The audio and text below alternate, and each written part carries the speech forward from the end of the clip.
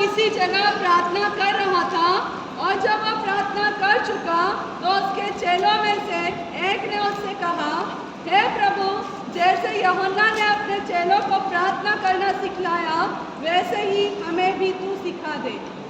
यहाँ परमेश्वर का वचन कहता है कि चेलों ने भी प्रभु को कहा कि तू हमें प्रार्थना करना सिखा। चेले भी उसे कहते हैं कि हमें प्रार्थना करना सिखा। वो चाहते तो कह सकते थे कि तू हमें वचन बांटना सिखा, तू हमें चंगाई देना सिखा या हमें भविष्यवाणियां करना सिखा, परंतु वचन कहता है कि उन्होंने मांगा कि हमें तू प्रार्थना करना सिखा।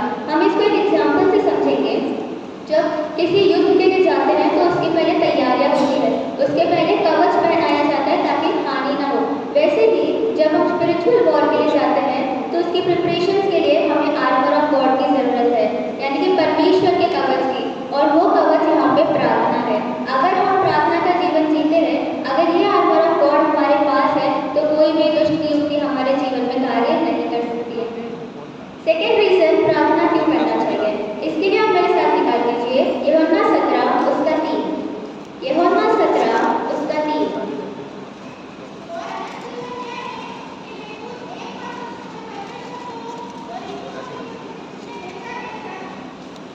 प्रार्थना करें ताकि हम परमेश्वर को और यीशु मसीह को जान सके। हम प्रार्थना बहुत तरीके की करते हैं।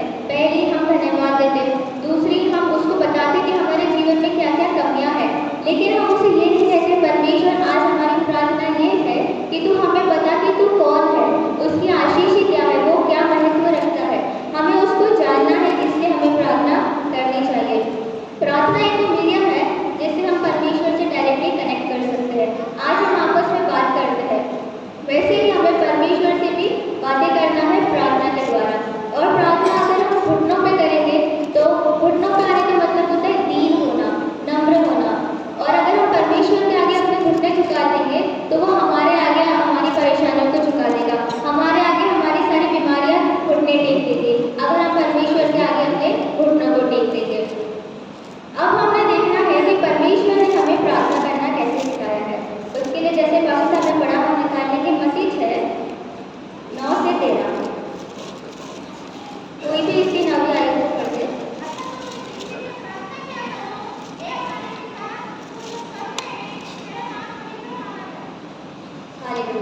यहाँ पे परमेश्वर का जिक्र है कि परमेश्वर से हमें प्रार्थना करना सिखाया।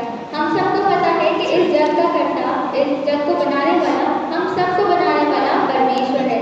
लेकिन जब हम यहाँ पढ़ते हैं तो लिखा है, हे हमारे पिता, उसने हमें पिता कहने का अधिकार दिया है। जो सर्वशक्तिमान परमेश्वर है, जिसके हाथ में सारी चीजें है, इस दुनिया की सारी आशीष है, वो कहता है कि तुम मुझे अपना पिता बुला सकते हो। कितनी बड़ी आशीष है। हमारी कोई योग्यता नहीं है कि हम उसको कुछ दे सके, क्योंकि हम दिन प्रतिदिन पाप करते जाते हैं। फिर भी वो हमसे इतना प्यार करता है कि वो कहता है कि तुम मुझे पिता कहकर बुलाओ। आप मेरे साथ निकाल लीजिए पहला पत्रस पहला अध्याय उसकी 17वीं आयत। पहला अध्याय उसकी 17वीं आयत। और जबकि तुम हे पिता कहकर उससे प्रार्थना करते हो, जो बिना पक्षपात हर एक के काम के अनुसार न्याय करता है, तो अपने परदेशी होने का समय भय से बिताओ। अगर हम इसकी पहले सेकंड लाइन को पढ़े तो वहाँ कहता है कि बिना पक्षपात हर एक काम के अनुसार न्याय करता है। वो बिना पक्षपात किए हमारे लिए न्याय करता है। कौन करता है? हमारा पिता, जिसे हम अब्बा पिता कहकर पुकारते हैं। वही परमेश्वर जो इस जग को बनाता है, वही हमारा पिता है, और वो हमें गुप्त में देखता है।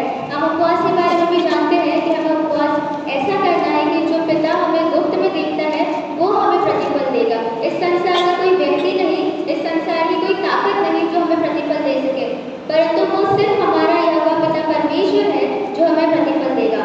अगर हम मत्ती 6:18 में पढ़ें तो उसका वचन कहता है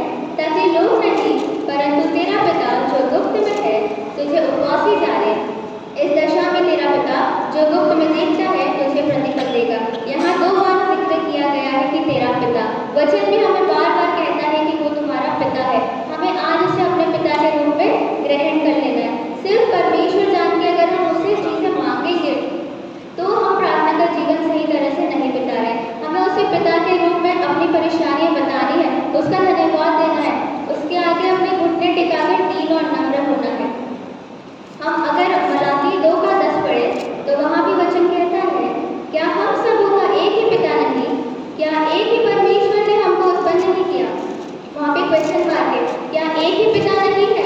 इस जग को बनाने वाला सिर्फ एक ही पिता है, उसके अलावा और कोई परमेश्वर नहीं है जो इस जग को बना सकता है। हम इसकी 10वीं आयत को पढ़ेंगे, मत्ती 6:10।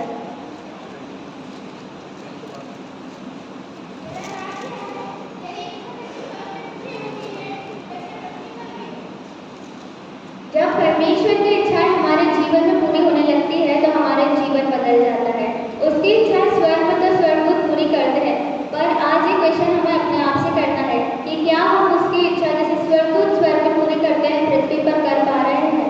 क्योंकि उसने हमें स्वतंत्र बनाया है। वो चाहता तो हमें बंधन में बांध सकता था कि तुम्हें मेरी आराधना 24 घंटे करनी है, तुम्हें 24 घंटे हालेलुया हालेलुया कहना है, परंतु उसका वचन कहता है कि तुम मसीह में स्वतंत्र हो। हम हमारी विल, हमारी इच्छा के अनुसार हमारा जीवन व्यतीत करते हैं।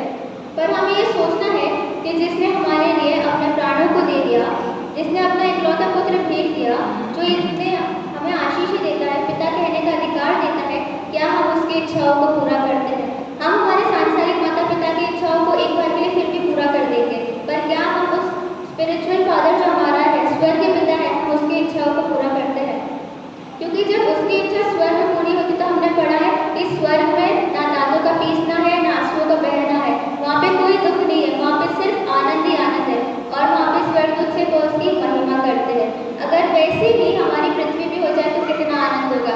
जहाँ कोई दुख नहीं होगा, हमारे जीवन में कोई बीमारी नहीं होगी, हम ये नहीं बोलेंगे कि हमारे साथ ही क्यों, परंतु हम ये बोलेंगे कि हम ही वो है जिसे परमेश्वर ने चुना हुआ है, क्योंकि उसका वचन कहता है बुलाए हुए तो बहुत है परंतु चुने हुए थोड़े ही है। और उसका राज्य कब आएगा? जब हम उसकी इच्छाओं को इस पृथ्वी पर पूरी करेंगे। उसका राज्य ऑलरेडी है, बट हमारे जीवन में कब आएगा? जब हम उसके वचनों पर चलेंगे। वचन को पढ़ लेना, सुन लेना सिर्फ काफी नहीं होता है, उसको समझ के उस पर मनन भी करना है। जैसे आज हमने भी हमारे पिता का टॉपिक लिया है, हम रोज बोलते हैं हमारे पिता को जो स्वर्ग में है, पर क्या हम उससे मनन करते हैं कि हम बोल क्या रहे हैं?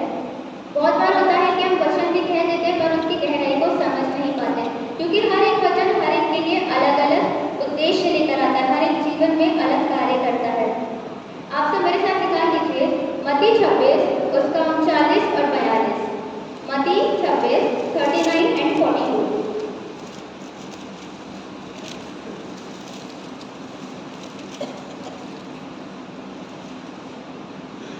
Matthew 26, 39 and 42। फिर वह थोड़ा और आगे बढ़कर मुंह के बल गिरा और यह प्रार्थना की, हे मेरे पिता, यदि हो सके तो यह कटोरा मुझसे टल जाए, तो भी जैसा मैं चाहता हूँ वैसा नहीं, परंतु जैसा तू चाहता है वैसा ही हो। फिर उसने चेलों के पास आकर कहा, उन्होंने सोते पाया, और पतरस ने कहा, क्या तुम मेरे साथ एक घड़ी भी न जाग सके?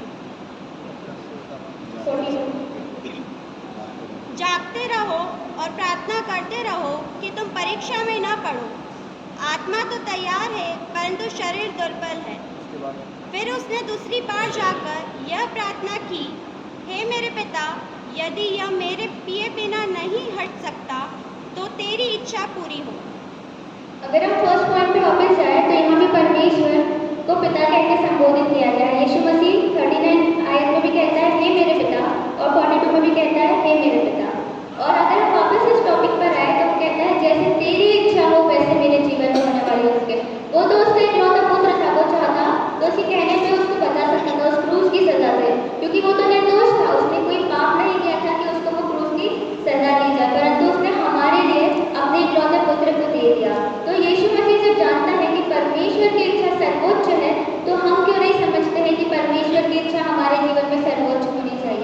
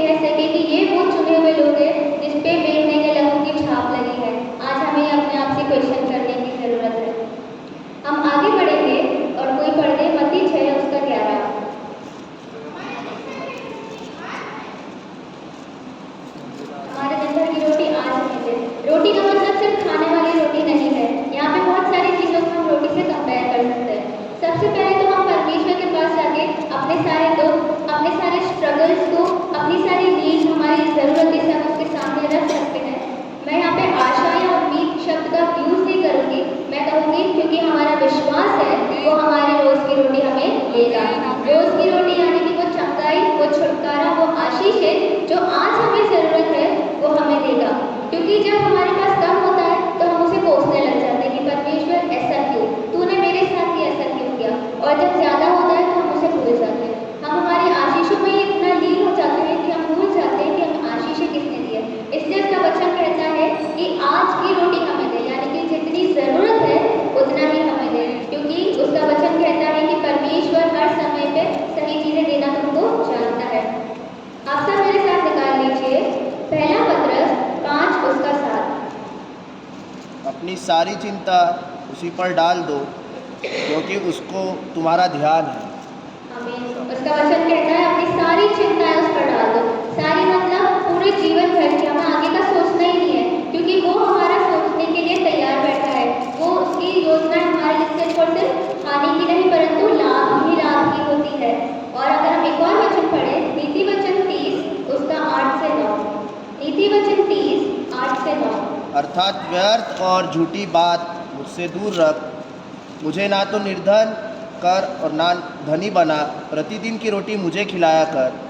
ऐसा ना हो कि जब मेरा पेट भर जाए तब मैं इनकार करके कहूँ कि यहोवा कौन है, या अपना भाग खोकर चोरी करूँ और अपने परमेश्वर का नाम अनुचित रीति से लूँ। 8वां अध्याय में कहता है प्रतिदिन की रोटी मुझे खिलाया कर, ताकि जो ज़रूरत है मैं उसी को पूरा कर सकूं। निर्धन हो जाएंगे तो हम उसे कोसेंगे और ज़्यादा धनी हो जाएंगे तो हम उसे भूल जाएंगे, लेकिन वो हमारा परमेश्वर है, वो चाहता है कि हम उसे पुकारें। आज जैसे सांसारिक माता पिता चाहते हैं कि हम उनको अपनी चीज़ें बताएं, उनसे शेयर करें, वैसे ही वो हमारा आत्मिक पिता भी चाहता है कि मेरे हाथों के बनाए हुए जो रचना है, जिनके अंदर मैंने अपना श्वास फूका है, वो मुझसे आकर बातें करें, मुझे अपनी नीड्स को बताएं। क्या ऐसा नहीं है कि वो नहीं जानता हमें क्या चाहिए, वो जानता है हमें क्या चाहिए, परंतु वो ये भी जानता है कि सही समय क्या है देने का। आज हम कहते हैं फॉर एग्जाम्पल हमें जॉब चाहिए, पर वो जानता है कि अभी उसके लिए तैयार नहीं है, इन्हें या तो और पढ़ना है या इन्हें और चीज़ें सीखने की ज़रूरत है, वो सही समय पर हमें देना जानता है। अब सवाल ये आता है कि ये रोज़ की रोटी मिलेगी किसे? उसके लिए आप मेरे साथ निकाल लीजिए यशायाह नबी की पुस्तक उसका 33 अध्याय 15वीं और 16वीं आयत। यशायाह 33 वर्स 15 एंड 16। जो धर्म से चलता और सीधी बातें बोलता, जो अंधेर के लाभ से घृणा करता, जो घूस नहीं लेता, जो खून की बात सुनने से कान बंद करता और बुराई देखने से आँख मूंद लेता है, वही ऊंचे स्थानों में निवास करेगा, वह चट्टानों के गढ़ों में शरण लिए हुए रहेगा। उसको रोटी मिलेगी और पानी की घटी कभी ना होगी। आमीन। उसका वचन कहता है रोटी मिलेगी और पानी की घटी कभी ना होगी, पर किससे ना होगी? अगर हम 15वीं आयत में वापस जाए तो कहता है जो धर्म से चलता है, जो उसकी धार्मिकता को समझता है, जो उसके वचन पे मनन करता है, सिर्फ सुनता नहीं है मनन भी करता है, जो सीधी बातें बोलता है, जो झूठ नहीं बोलता। हम 10 आज्ञाएं पढ़ते हैं, यहाँ पे लगी हुई है झूठ नहीं बोलना। तो जो अंधेर के लाभ से घृणा करता है उसको वो धार्मिकता की खोज में आगे बढ़ाता है। जो घूस नहीं लेता, खून की बातें सुनने से कान बंद करता है। अब खून की बातें ये नहीं कि किसी का मर्डर सुनने से हमने कान बंद कर दिए। खून की बातें वो है किसी के विरुद्ध अगर हम बुराई सुन भी रहे हैं तो हम वो पाप के अधिकारी हो जाते हैं।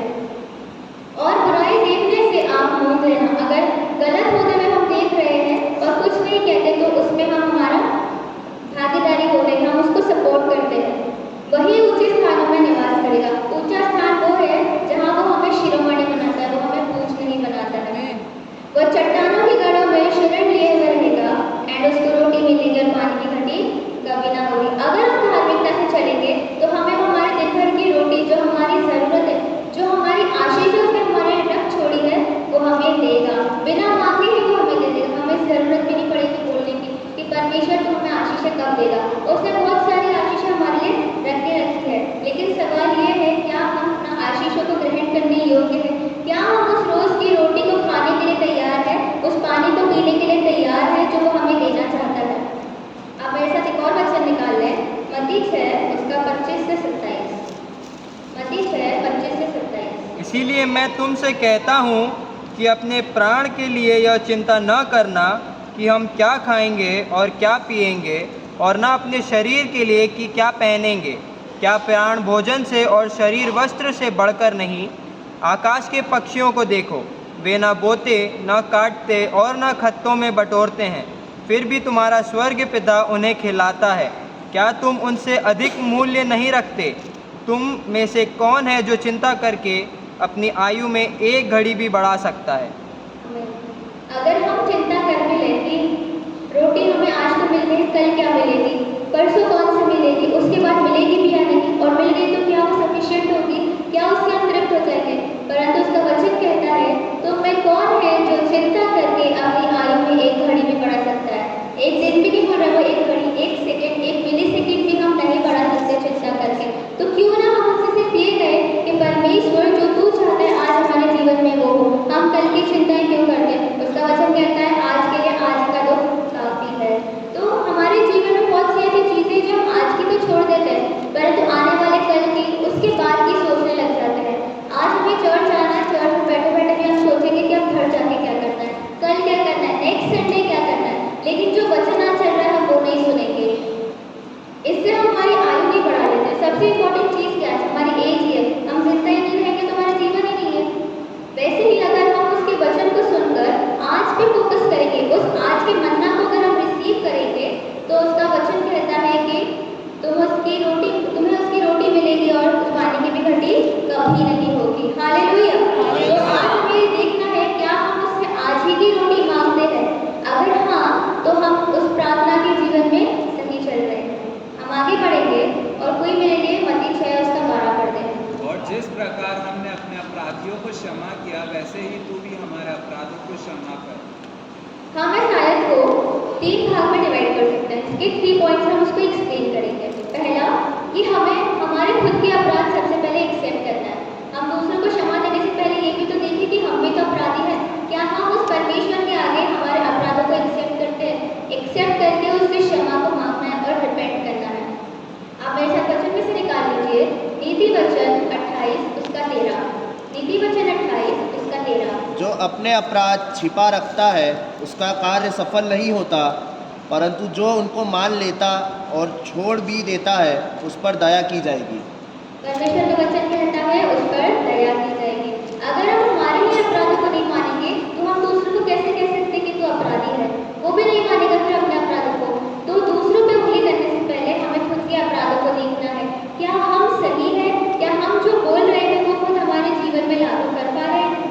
हम सेकेंड पॉइंट पे जाएंगे कि अब हमें दूसरों को क्षमा करना है। पहले खुद के हमने एक्सेप्ट करनी है अपराध, अब क्षमा करना है। उसके लिए आप मेरे साथ निकाल लीजिए इफिसियों 4 उसका 32। इफिसियों 4 वर्स 32। एक दूसरे पर कृपालु और करुणामय हो, और जैसे परमेश्वर ने मसीह में तुम्हारे अपराध क्षमा किए, वैसे ही तुम भी एक दूसरे के अपराध क्षमा करो। उसका वचन ये कहता है कि एक दूसरे पर कृपालु और करुणामय हो, तुम भी एक दूसरे के अपराध क्षमा करो। अगर हम दूसरों के अपराधों को ही क्षमा नहीं करेंगे तो हम तो दीन और नम्र हैं ही। और अगर हम दीन और नम्र नहीं है तो हमारा घुटनों का जीवन व्यर्थ है, क्योंकि घुटनों पर आने का यही सिंबल है कि हम दीन और नम्र है। हम एक बार और वचन निकालें, मत्ती 18:21 और उसका 22।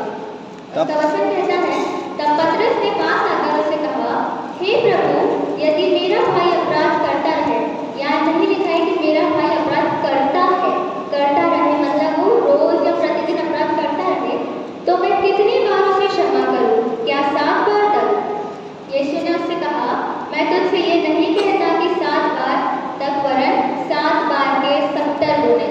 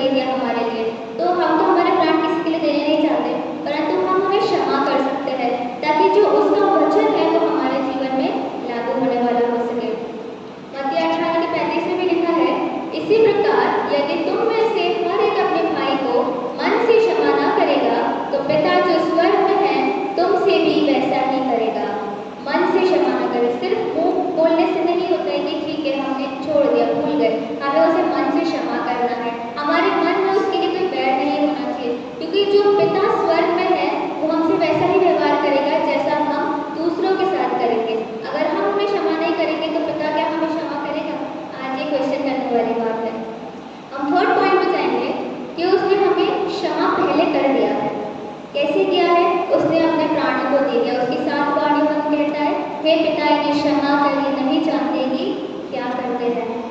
अगर हम वचन संहिता 32 उसका 1 पढ़े तो वहाँ पे वचन कहता है, क्या ही धन्य है वो जिसका अपराध क्षमा किया गया और जिसका पाप ढांपा गया हो। अब यहाँ पे हमारे अपराधों को कौन क्षमा कर सकता है? कोई इंसान नहीं है जो हमारे अपराधों को क्षमा कर सकता है।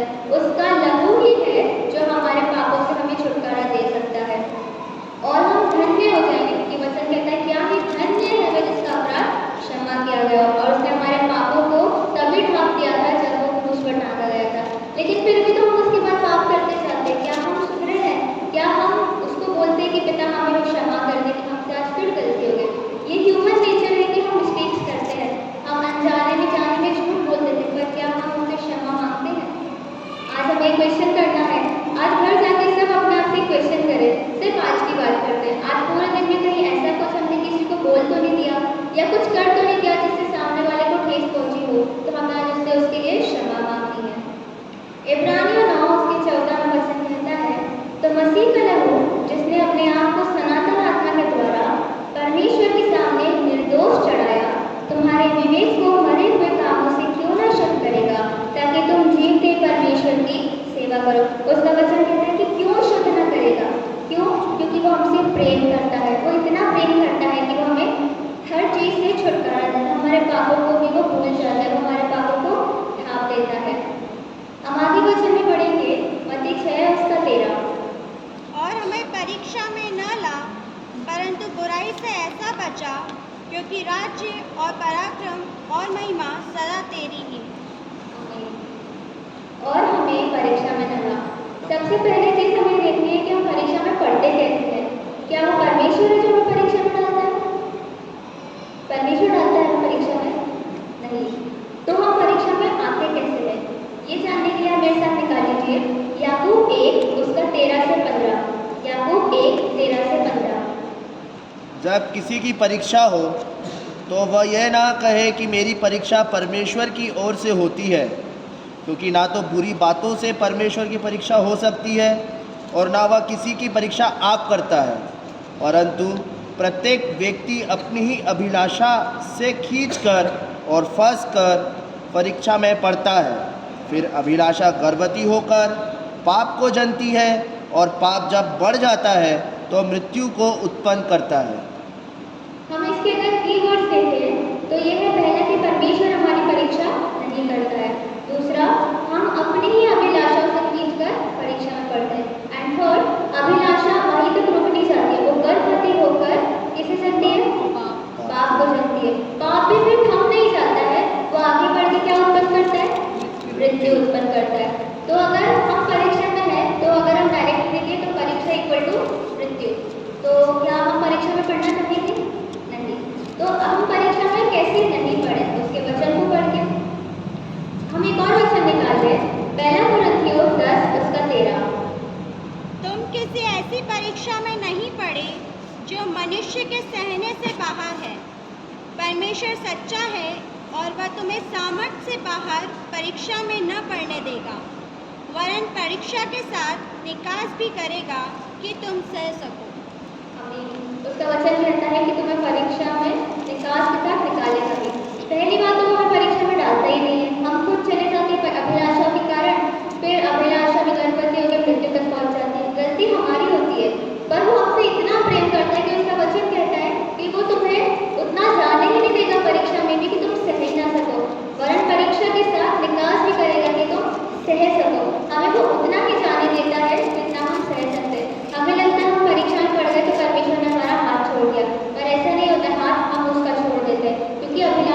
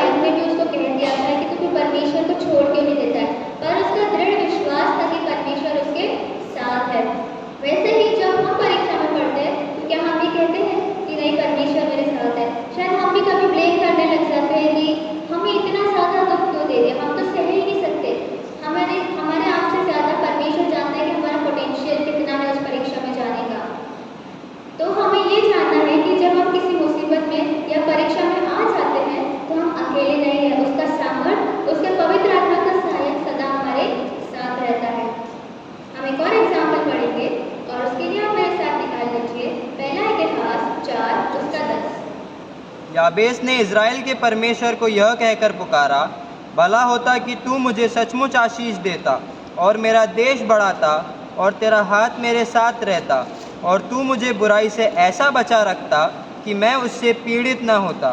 और जो कुछ उसने मांगा वह परमेश्वर ने उसे दिया। आमीन। तो वचन कहता है जो उसने मांगा परमेश्वर ने उसे दिया। याबेस उसकी प्रार्थना में कहता है कि बुराई से बचाता। आज हमें भी परमेश्वर से कहना है कि परमेश्वर हमें बुराई से बचा, क्योंकि हम हमारी अभिलाषा के कारण उस बुराई में पड़ते जाते हैं और एक बार जब हम जाते जाते हैं तो हमें रियलाइज नहीं होता कि हम कितना चले गए। हम जब तक उस चीज़ को रियलाइज करते हैं वो मृत्यु वाली स्टेज आ चुकी होती है और वो बहुत लेट हो जाता है। तो हम परीक्षा में ना पढ़े ताकि बुराई से बचे रहें। और परीक्षा में कैसे नहीं पढ़ेंगे? कैसे नहीं पढ़ेंगे? प्रार्थना करके। अगर हम प्रार्थना करेंगे तो हम परीक्षा में नहीं पढ़ेंगे और परीक्षा में अगर आएंगे ही नहीं तो बुराई से भी बचे रहेंगे। इसके लिए अगर आप मेरे साथ निकाल लें मत्ती 26 उसका 41, मैथ्यू 26 वर्स 41।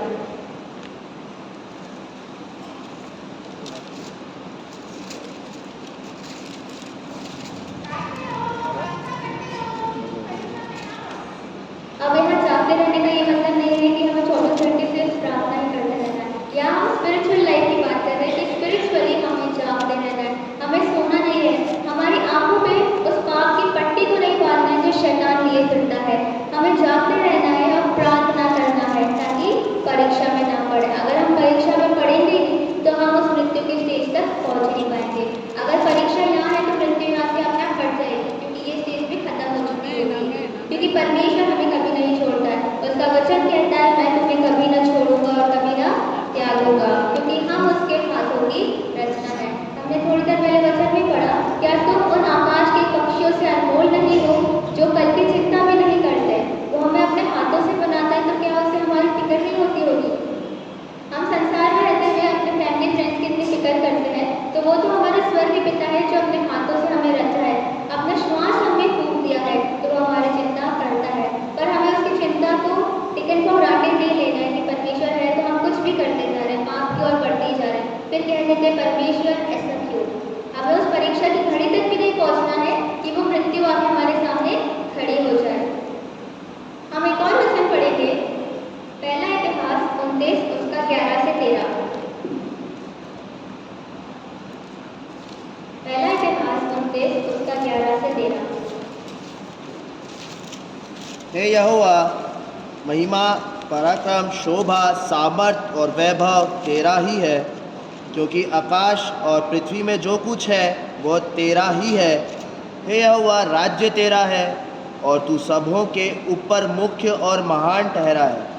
धन और महिमा तेरी ओर से मिलती है और तू सबों के ऊपर प्रभुता करता है। सामर्थ और पराक्रम तेरे ही हाथ में है और सब लोगों को बढ़ाना और बल देना तेरे हाथ में है। इसलिए अब हे हमारे परमेश्वर, हम तेरा धन्यवाद करते हैं और तेरे महिमा युक्त नाम की स्तुति करते हैं। आमीन। ये वचन टेस्टिफाई करता है क्योंकि राज्य और पराक्रम और महिमा सदा तेरे ही है। उसकी ग्रेटनेस सिर्फ इन 3 शब्दों में समानी जाती है कि राज्य, पराक्रम और महिमा, क्योंकि ये सब कुछ जो है शब्द कम पड़ जाएंगे उसकी ग्रेटनेस, उसकी ग्लोरी को डिफाइन करने के लिए। हम सिर्फ 3 शब्दों में उन्हें समेट नहीं सकते हैं। हमने ये पढ़ा यहाँ पे वो बताता है कि उसकी ग्रेटनेस, उसकी ग्लोरी कितनी है। अगर हम एक और वचन निकालें, यशायाह 42 वर्स 8, यशायाह 42 उसका 8, तो उसका वचन कहता है, मैं यहोवा हूँ, मेरा नाम यही है, अपनी महिमा मैं दूसरों को ना दूंगा और जो स्तुति मेरे योग्य है वह खुद ही कोई मूर्तों को ना दूंगा। उसका वचन सीधे से यहाँ कहता है कि वो जलन रखने वाला परमेश्वर है। वो जलन रखने वाला इसलिए है क्योंकि वो भी तो हमारे समान है। उसने हमें उसी समानता में बनाया है जैसा वो है। हमें भी जेलस फील होता है बहुत सी चीज़ों से, तो क्या उसे नहीं होता होगा? जब उसकी बनाई हुई इंसानियत किसी और को जाके पूछे, उस मूर्ति को पूछे जिसमें तो जान भी नहीं है, जो बोल ही नहीं सकती, जो हमारी परेशानियों को सुन भी नहीं सकती, हम उस पर अपना विश्वास लगा देते हैं। और उसका वचन कह रहा है, मैं यहोवा हूँ, मेरा नाम यही है। कल वचन में हमने सुना, मैं जो हूँ सो हूँ। और ये भी कहता है कि मैं अपनी महिमा दूसरों को ना दूंगा। वो साफ इनकार करता है कि मैं ये क्रेडिट किसी और के साथ शेयर नहीं करूँगा, क्योंकि सर्वशक्तिमान हमको बनाने वाला परमेश्वर सिर्फ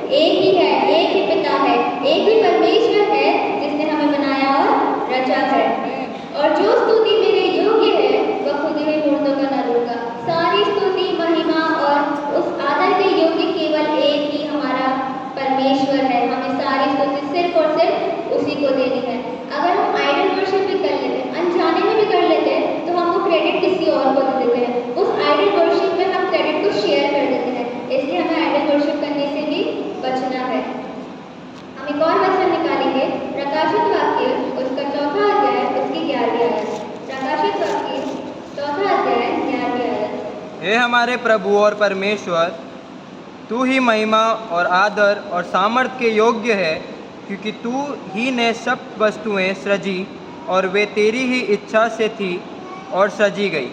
आमीन।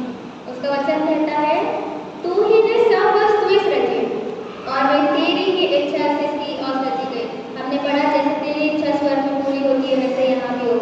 वचन कह रहा है तेरी ही इच्छा से थी और सजी गई। किसी और की इच्छा यहाँ पर नहीं बताई गई है, सिर्फ और सिर्फ उस परमेश्वर की इच्छा के अनुसार इस पृथ्वी पर कार्य होते हैं। और उसका वचन अगर हम ऊपर वाली लाइन में पढ़े तो लिखा है, तू ही महिमा और आदर और सामर्थ के योग्य है। सारी सामर्थ, सारा आदर और सारी महिमा सिर्फ हमारे एकमात्र परमेश्वर के योग्य है, क्योंकि उसके तुल्य और कोई है ही नहीं। अगर परमेश्वर यहाँ है तो यहाँ भी कोई नहीं है, ये स्थान ही नहीं है, सिर्फ परमेश्वर है, उसके अलावा कोई नहीं है, क्योंकि वो ही एकमात्र है। तो हमने जो पूरी प्रेयर सीखी उसमें हम ये समझ पाते हैं कि परमेश्वर पिता होने का हमें अधिकार देता है। उसके बाद वो हमें सिखाता है कि हमें दूसरों को कैसे क्षमा करना है। पहले खुद के पापों को मानो, उसके बाद दूसरों को क्षमा करो। और जब हम आगे पढ़ते हैं तो उसका वचन ये भी कहता है कि परीक्षा से वो हमें बचाता है। तो इस चीज़ का पूरा कंक्लूजन ये है कि जो सामर्थ रखता है, सर्वशक्तिमान परमेश्वर है, वो हमारे साथ है। तो जब हम इस प्रार्थना को बोलते हैं तो सिर्फ इसलिए नहीं बोले कि हमें बचपन से सिखाया गया है कि हर प्रार्थना के बाद प्रभु की प्रार्थना करेंगे, परंतु इसलिए कहे क्योंकि हम उसकी सामर्थ को जानते हैं। हम ये कहकर उसके वचन को क्लेम करते हैं कि वो हमारे साथ है। अगर हम 14 पद पढ़े, मत्ती 6:14, तो वहाँ लिखा है, इसलिए यदि तुम मनुष्य के अपराध क्षमा करोगे तो तुम्हारा स्वर्गीय पिता भी तुम्हें क्षमा करेगा, और यदि तुम मनुष्य के अपराध क्षमा ना करोगे तो तुम्हारा पिता भी तुम्हारे अपराध क्षमा ना करेगा। वो डायरेक्टली कह देता है कि क्षमा नहीं करेगा। तो हमें जब दूसरों के प्रति वो गुस्सा, वो क्षमा ना करने की भावना आए तो सोचना है कि हम तो सामने वाले से ज़्यादा पाप कर चुके हैं परमेश्वर के विरुद्ध। तो अगर हमें क्षमा नहीं मिली तो जब वो अपने दुल्हन को लेने आएगा तो क्या हम वहाँ खड़े होंगे? क्या हम बोल रहे होंगे कि परमेश्वर हम चुने हुए लोगों में है? वो तो कह देगा मैं तुम्हें नहीं जानता। बहुत सारे ऐसी चीज़ें होती हैं कि हम सोचते हैं कि हम धार्मिकता में करते हैं, हम वचन पढ़ लेते हैं, हम प्रार्थना कर लेते हैं, हम स्वर्ग के बारे से। ऐसे नहीं है। उसका वचन कहता है कि वो कह देगा मैं तुम्हें नहीं जानता। और जब वो कह देगा तो समय भी नहीं होगा हमारे पास कि हम क्षमा को मांग सके, क्योंकि वो न्याय की घड़ी होगी, वहाँ सिर्फ न्याय होगा।